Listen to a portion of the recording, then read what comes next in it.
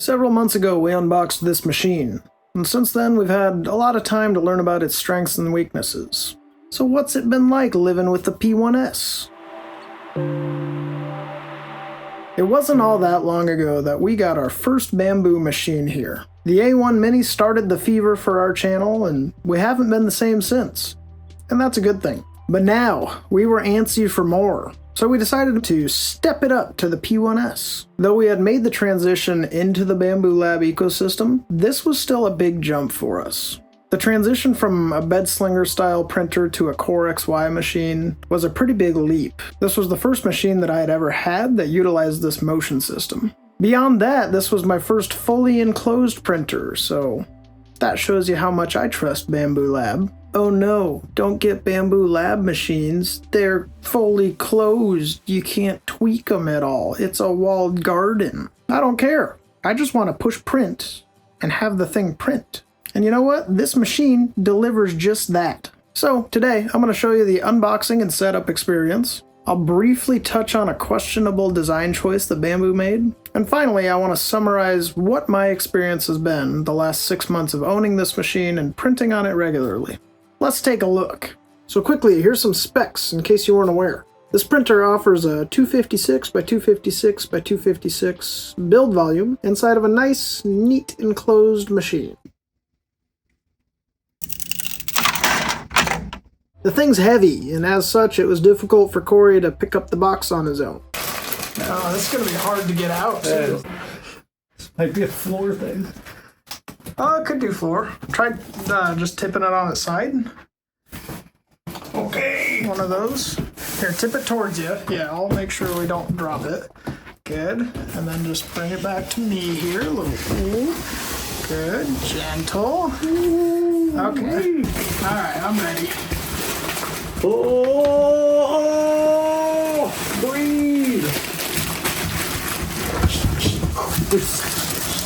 Still a lot in that box. It features a direct drive extruder that's pretty similar to their other offerings. And of course, the tool head, being similar to other Bambu ones, has all the tech needed to support some special features, such as the following: vibration compensation and pressure advance, ensuring sharp, crispy corners; load cells for auto bed leveling, ensuring an excellent first layer; and of course, a filament runout sensor and a filament cutter, ensuring you've got a perfect end on that filament when it's retracted. The toolhead comes pre-populated with a stainless steel nozzle and an all-metal hot end to ensure you can print as hot as you need to and use abrasives straight out of the box. It's all fairly standard kit these days, thankfully. The heated bed can reach 100 degrees Celsius, where the hot end can reach 300 degrees Celsius. The chamber comes with a camera that can be used to monitor prints directly from the app, although the frame rate is pretty silly, and it borders on unusable. Ugh. It's better than nothing, I guess. Also inside the machine, we find a chamber fan, a part cooling fan, a control board fan, and a carbon filter. It's been a while since these came out. The P1P and the P1S. The P1P is the cheaper of the P series, but because I was getting the AMS, I decided to go top of the P series. It comes with the enclosure, and then it's got an auxiliary chamber fan and stuff too, which is a thing that's good. Thumbs up for Nacho. Hi, puppy. What a good little boy. Now these fans are optional extras when you get the P1P, and I think that's what contributes to a lot of the cost difference between the two machines. But for this machine, the P1S, it's ready for the demanding filaments straight out the box. So the unboxing experience is similar to what we might find on other Bambu machines. The thing's super well wrapped up and packed with foam and plastic to ensure that nothing's damaged in transit. Or at least it'll probably prevent most transit damage. Some of the companies are a little bit more determined than others to damage things in transit. With some of the foam and plastic removed and the printer finally freed from the box, we can remove some tape and even more plastic to kind of take a look at what we're actually working with here. Next, we turn our attention to the AMS. So it's Bambu standard practice with these enclosed Core XY machines that the AMS ships inside of the unit. The fasteners that hold everything in there are labeled with these bright orange flags, which is really helpful. It makes them hard to miss when you're taking the AMS out. After taking the top glass off of the printer, we can remove this box of goodies from in there. This box has things like an extra hot end, the screen, power cables, and a little toolkit. over here on a side quest getting this stuff off. Comes with a Roku remote. Oh, dude, that's the screen. It's like this terrible LCD screen. It's the only thing that anybody has bad to say about the printer. Is that LCD? Yeah, because you go to the next one, the X1 series, and it's a sweet touch screen. And this is just a terrible LCD. Nice, bro. Comes with some lubricating grease. Yeah, dude. Get those lead screws lubed up. The toolkit's helpful because that's what we need to remove the AMS from inside the unit. With the initial screws taken out and the AMS removed, we can take out this shipping bracket as well. With that out of the way, we see even more fasteners. But this time, these ones are used to hold the print bed in place during transit. Again, they're marked with bright orange stickers to help you locate the screws and make sure you don't forget any of them. This is dummy proof. Everything in life should be dummy proof like this. This is good. The only real issue we had with this part of the unboxing was figuring out how to get the foam out from under the bed. You see, we missed the part in the instructions the first time where it says, leave the foam there, wait until you turn the machine on, and then lift the bed so you can get it out easily. So basically the procedure was Corey ripped it into a bunch of little pieces to get it out of there, and it took forever. Now that the machine's out of the box, we can begin the excruciating process of assembling it. This would take tons of work and literal seconds of focus. Work that's only suitable for the most trained of professionals. By that I mean we had to install the worthless LCD screen and put the top glass back on the printer.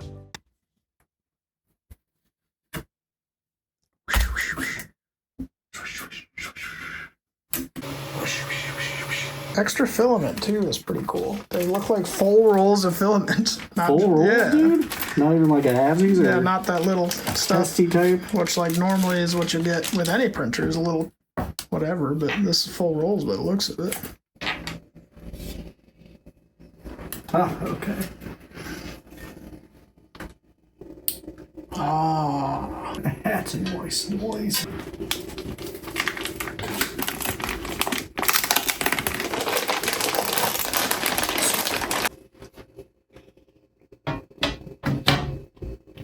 yeah, dude. Nice. Yeah, so the printer's pretty much fully assembled when you get it. You basically just take the AMS out of it and put a couple of things on it and she's good to go. Which is something that we see more and more of these days. And I'm a fan. I mean, honestly, I can't believe I used to block out an entire evening to put together an Ender 3 V2. And then, after all that work, you end up with a machine that produces mediocre parts, and it takes 4 times as long to do it. And I had 10 of them. But back to the AMS on the inside of the machine, that thing was the next on the to-do list. With it freed from the inside of the printer, we could remove some plastic from it and open it up.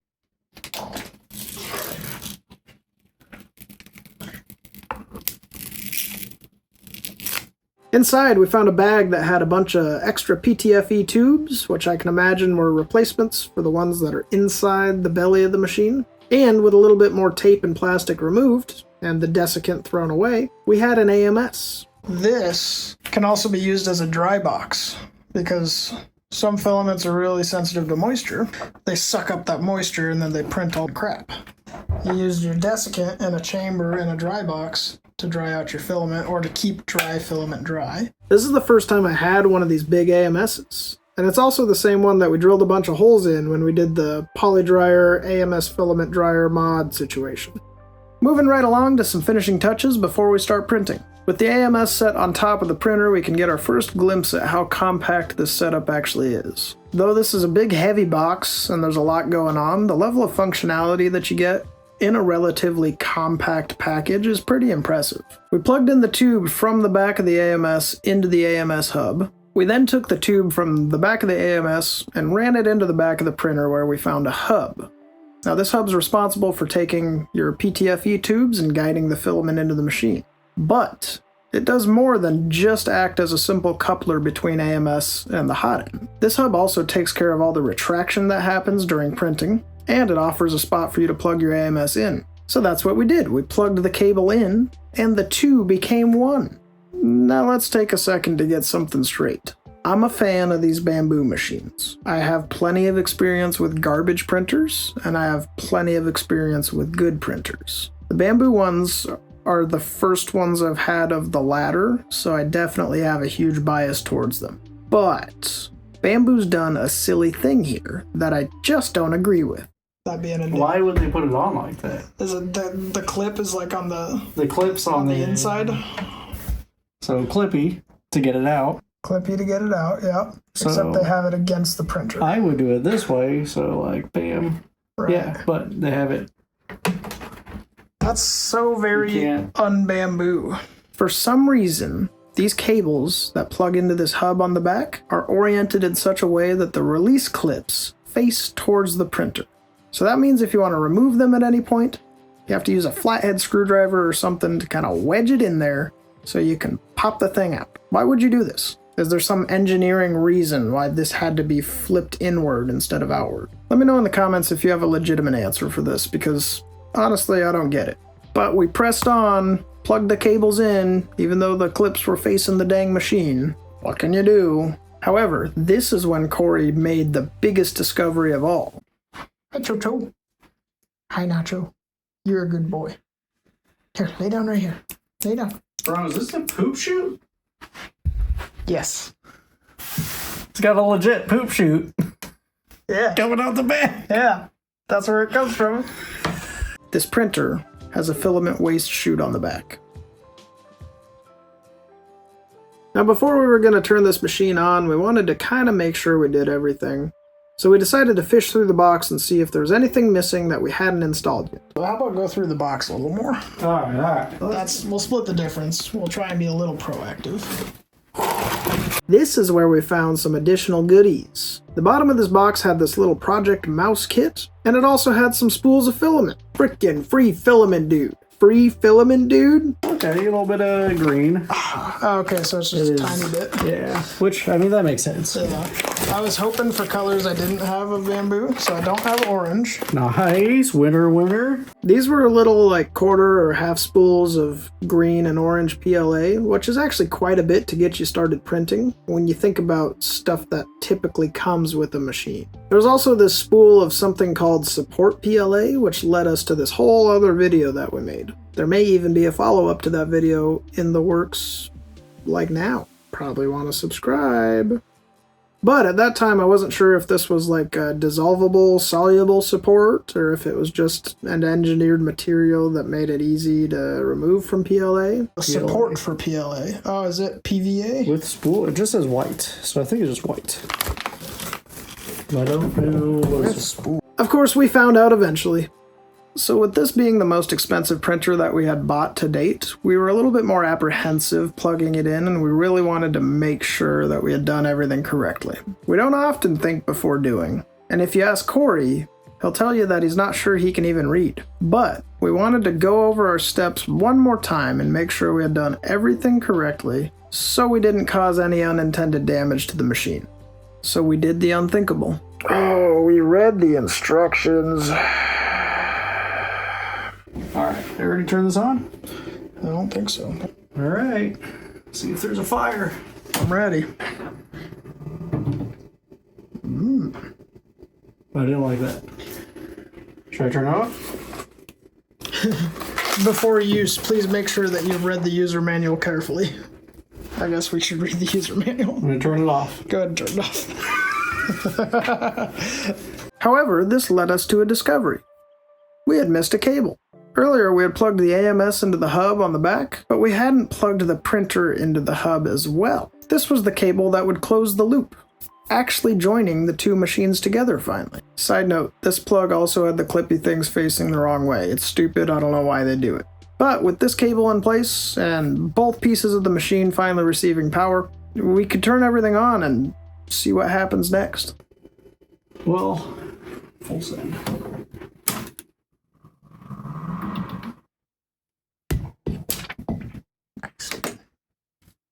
Remove the screw fixed the hotbed.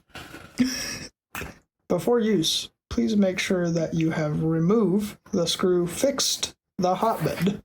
Like you might find with any printer these days, or electronics in general, we were met with the basic setup questions like what region and language you wanted to select, and other things of that nature. The printer does pretty well to walk us through all these steps very plainly and simply. So what else has this printer got? So it's got carbon fiber linear rails, so it's nice and light, so it can fling that whole gantry around super fast.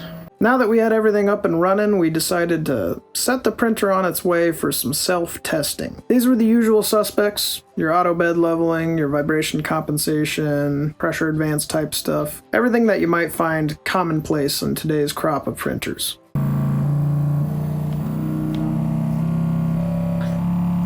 And finally, the machine was ready to go. We put the build plate where it belongs, we cracked open some of the free spools that Bambu sent to us, we loaded them into the AMS, and we were gonna burn out a print, baby! You like that? Yeah, you like that. The loading procedure is super convenient. Something down to make it do.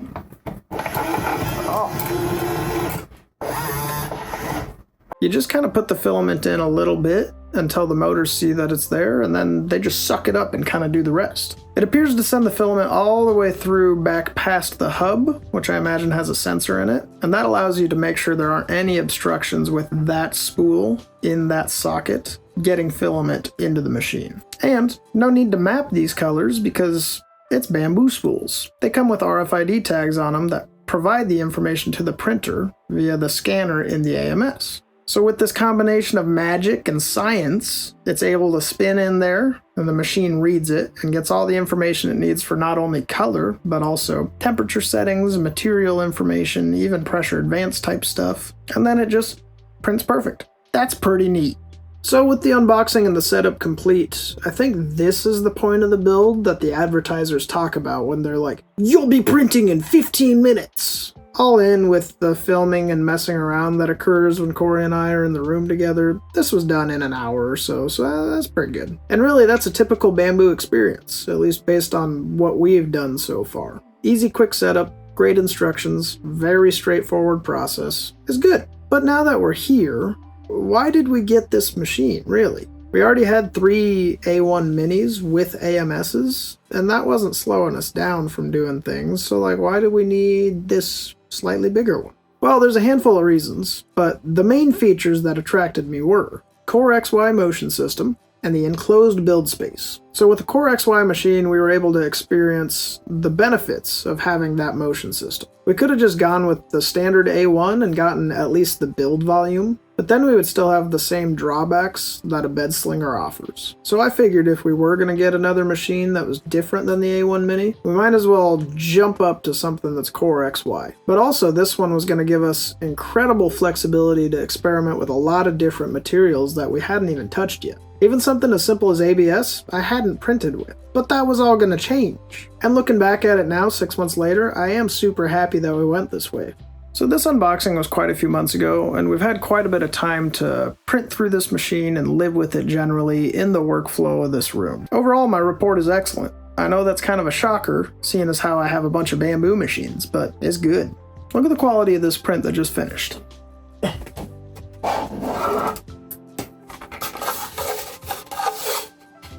I mean, there's just no stringing or anything.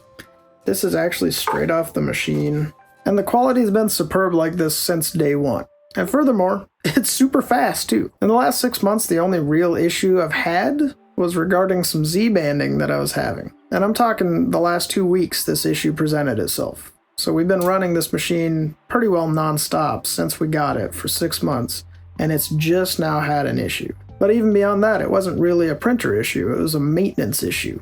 The Z-banding was just caused by too much gunk being on the lead screws because I didn't clean them. So the moral of the story is perform your regular maintenance and your machine will just keep running. Yes, you can roast me in the comments for my poor maintenance hygiene. I don't know what to tell you, it happens. Otherwise, there's nothing much else to say. Whether it's big models like this one or batches of little tiny models, huge long multicolor prints, regular printing, whatever you throw at it, it just does it reliably and repeatably. Really, the AMS unit is the thing that's given me more issues. But I put a bunch of holes in it and it hasn't really talked back since, so I think we got that one figured out. Otherwise, there's nothing to report outside of the norm, not even so much as a clogged nozzle. So in terms of value for money, this printer's still a really good bang for your buck. But I'm curious now, since it's been quite a while since this has been released, at least quite a while in printer years, what other printers exist right now, maybe newer ones, with the same specs or same capabilities inside of that price range?